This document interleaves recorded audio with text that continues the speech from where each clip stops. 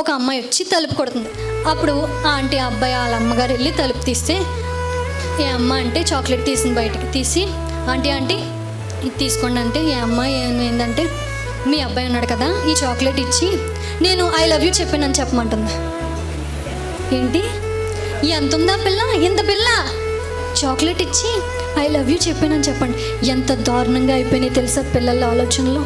చిన్న పిల్లలే కానీ పెద్ద ఆలోచనలు వచ్చేస్తున్నాయి. యవనస్తులు వాటికి, డ్రగ్స్కి, తాగుడికి, వ్యభిచారానికి బానిసలైపోయి ఎలా పడితే అలా ఉంది లోకం.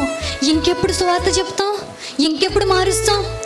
మనం మారిస్తేనే కదా, మనం సువార్త చెప్తేనే కదా దేవుడు మాట వాళ్ళకి అందేది. మనం చెప్పకపోతే ఇంకెవరు చెప్తారు? మనకే కదా ఆ బాధ్యత ఉంది.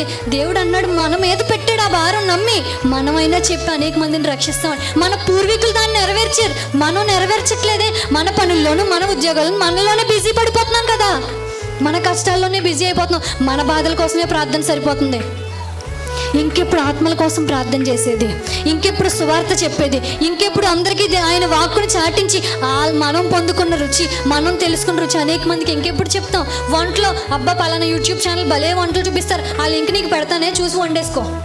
పలానా షాప్లో చీరలు చాలా బాగుంటాయి, పలానా లేకపోతే షాప్ దగ్గర దోశలు భలే వేస్తారు టిఫిన్ షాప్ దగ్గర, అలాంటి సమాచారాలు అందిస్తాం. కానీ దేవుడు పలానా దేవుడు ఉన్నాడు, గొప్ప దేవుడు, నా జీవితంలో ఆశ్చర్యకరుడుగా పనిచేశాడు, ఆశ్చర్యకార్యాలు నీకు కూడా చేస్తాడు, నీ జీవితంలో కూడా అలాగే పనిచేస్తాడు. నమ్ముతావా?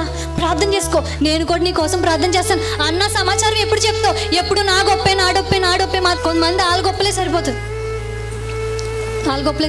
ఇంకా దేవుడు గొప్పతనాన్ని ఎప్పుడు చెప్తావు?